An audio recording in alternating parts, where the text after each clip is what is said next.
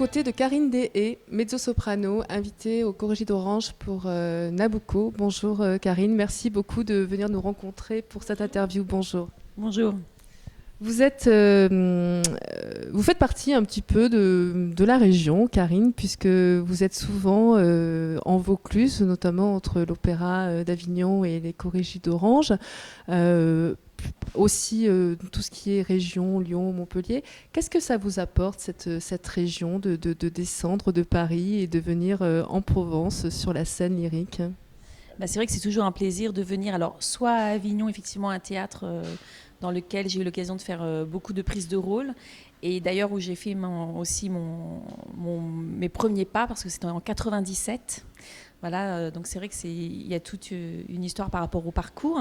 Je suis donc très attachée à cette maison et au fait que Monsieur Raymond Dufaux m'ait fait confiance et suivi tout le parcours de ma carrière jusqu'à présent. Et effectivement, de venir au Corrégie, c'est toujours un bonheur parce que c'est un endroit unique. Effectivement, quand on est sur le plateau et qu'on voit les 8000 personnes en face de toi, enfin en face de nous, en face de toi, mais en face de nous, c'est vraiment un mur humain. Et la toute première fois, c'était donc moi en 2004, quand je participais au Carmen et je faisais le rôle de Mercedes. C'est vrai que c'est un souvenir qui restera tout le temps parce que ça a été très très impressionnant d'arriver sur ce plateau.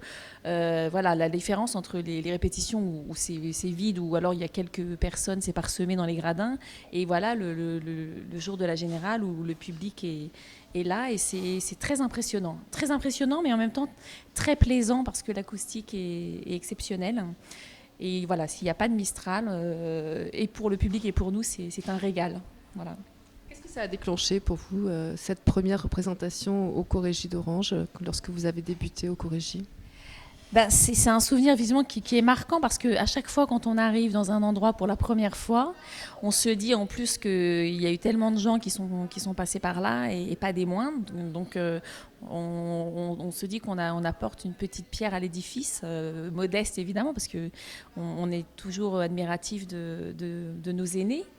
Et effectivement, à chaque fois que je suis arrivée dans un nouvel endroit, j'ai eu cette sensation de plaisir, et en même temps, oui, c'est des endroits qui nous impressionnent. Je veux dire, la première fois que j'étais à Orange, j'étais impressionnée. La première fois que j'ai fait aussi les prom salons de Royal Albert Hall, j'étais impressionnée parce que c'est pareil, il y a 5000 spectateurs et énormément aussi de public qui est debout, et on imagine mal un public debout pour de l'opéra. Évidemment, pour des concerts de rock, oui, mais pas pour de l'opéra, et les gens sont restés debout pendant 3 heures pour un opéra de Rameau, et moi je trouvais ça aussi complètement fou.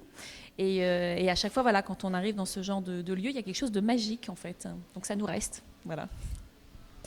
Parlez-nous de votre rôle. Alors le rôle de Fénéna, c'est la fille de Nabucco, justement, et c'est la sœur d'Abigail. Et alors, il y a des histoires évidemment de pouvoir dans cette histoire-là, parce que Abigail veut succéder à son père, et elle ne veut pas que ce soit Fénéna qui accède à la couronne. Et en même temps, il y a une histoire d'amour, évidemment, parce que c'est rare les histoires d'opéra sans histoire d'amour. Et Fénéna et Abigail sont amoureuses de la même personne, sinon ça n'est pas simple, du ténor qui s'appelle Ismaël. Et donc voilà, c'est une histoire de rivalité de pouvoir, rivalité amoureuse. Et ça se joue voilà, pendant 2 heures avec une musique en plus sublime. Et c'est une prise de rôle pour moi, parce qu'effectivement, je chante rarement du Verdi. Ma voix m'a plutôt portée vers des répertoires mozartiens, rossiniens, et après évidemment de la musique baroque ou Bellini, ou alors plutôt 19e français, mais rarement Verdi, parce que les mezzos chez Verdi en général sont très larges, très sombres, enfin, c'est vraiment une autre écriture. Et là, c'est le deuxième rôle chez Verdi que j'ai l'occasion d'aborder, parce que c'est plutôt écrit pour une voix justement intermédiaire. Et donc voilà, je suis heureuse parce que de nouveau, j'aborde un nouveau rôle, et je découvre justement encore un autre répertoire. Donc c'est toujours voilà, une évolution dans la carrière. Quelle est la personnalité de Fénéna ?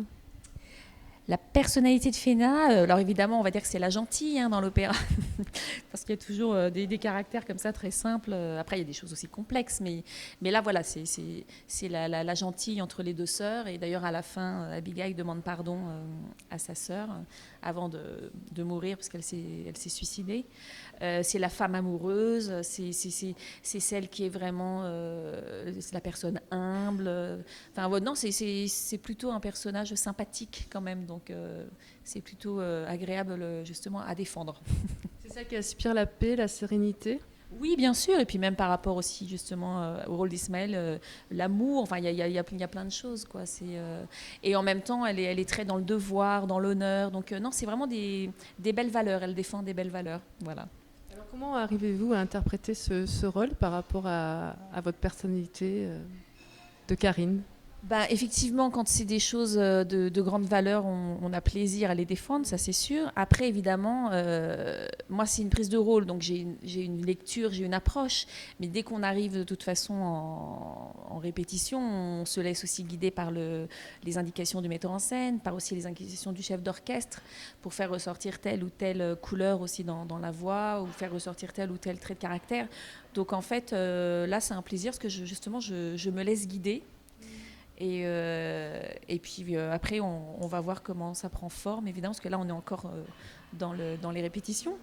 Mais ça peut aussi toujours faire aussi, avoir une évolution au fur et à mesure des spectacles aussi, de toute façon. Donc pour l'instant, je suis très sage voilà, par rapport aux indications qu'on me donne. Et puis je verrai après, par rapport au spectacle, ce que je peux aussi encore apporter davantage.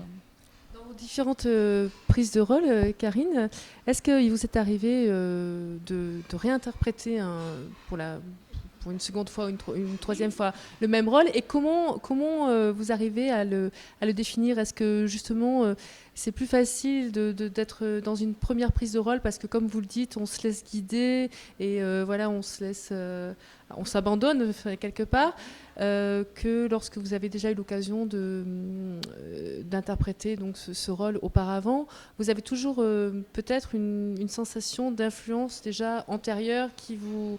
Quelle est la difficulté justement à ne pas se laisser influencer par vos interprétations en avant? C'est évident que là, dès qu'on a une expérience justement musicale et scénique sur un rôle, ça va nous influencer, ça va nous marquer, ça c'est sûr.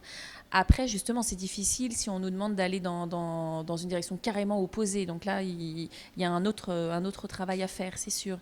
Mais par contre, ce qui est toujours agréable, c'est que quand on reprend un rôle, normalement, évidemment, on a plus d'expérience, la technique aussi devient plus un réflexe, donc on peut rentrer aussi davantage aussi dans le personnage, on peut lâcher plus de choses et on est peut-être aussi moins concentré sur le côté mémoire, parce que là, pour l'instant, évidemment, quand c'est des prises de rôle, on fait très attention à l'apprentissage, par rapport à l'apprentissage, par rapport à la mémoire, on est très concentré dessus et peut-être que des fois on peut moins lâcher quelque chose au niveau du jeu.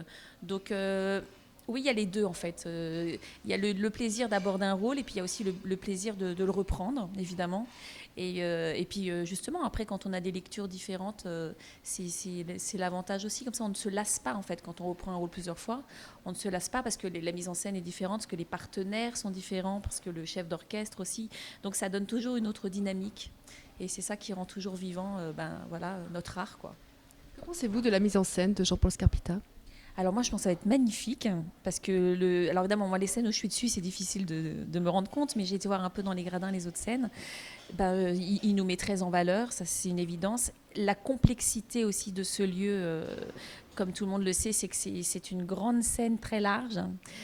Donc c'est pas la même chose que quand on est à l'opéra avec des facilités évidemment voilà, des fermetures, des changements de décor, des choses rapides, des choses qui arrivent par en dessous, par au-dessus. Donc là il faut vraiment tout faire passer par des jeux de lumière. C'est vrai que là les éclairages sont très très très importants à Orange.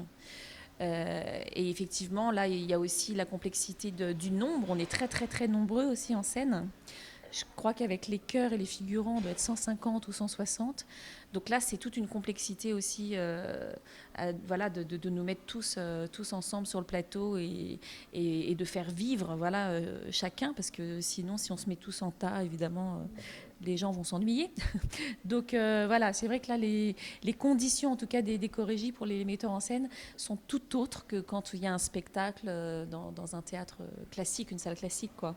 Mais moi, en tout cas, je fais confiance à Jean-Paul, ça va être magnifique, on a des costumes magnifiques, la musique est sublime, on a un éclairagiste magnifique, et puis les gens, voilà, vont se les laisser porter, je pense, par ce spectacle. Karine, vous parliez aussi que vous interprétez des rôles dans des opéras baroques. Quelle est la difficulté et la différence vocalement d'interprétation entre les œuvres baroques et les œuvres lyriques? Alors la différence, en fait, on chante évidemment avec la même voix parce qu'on a nous on a le même instrument. C'est pas comme les instrumentistes qui vont changer d'instrument entre les instruments d'époque, voilà, et les instruments après classiques ou romantiques. Nous, c'est vraiment une histoire de style, en fait. C'est sûr que quand on passe d'un rôle de Monteverdi justement à Verdi, ça sera vraiment un contrôle technique.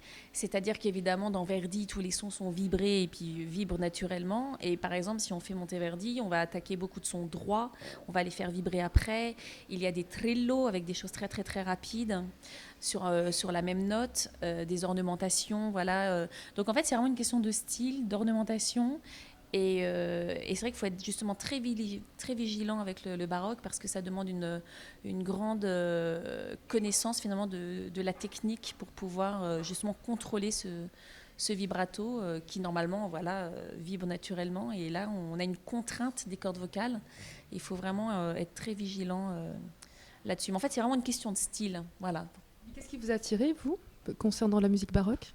Ah ben moi j'adore cette musique, ça c'est une évidence. J'ai même commencé par ça en fait. Et tant que je peux, voilà, j'aimerais continuer à passer voilà, d'un style à l'autre. La preuve, j'ai fait Bellini, avril-mai à Garnier. Le couronnement de Popée, là, justement, de Monteverdi. Et là, maintenant, j'arrive dans le Nabucco de Verdi. Donc, c'est génial parce qu'on peut passer d'un style à l'autre, d'un rôle à l'autre. Et c'est des plaisirs différents. Donc, voilà. Merci beaucoup, Karine Des. Merci beaucoup. Merci.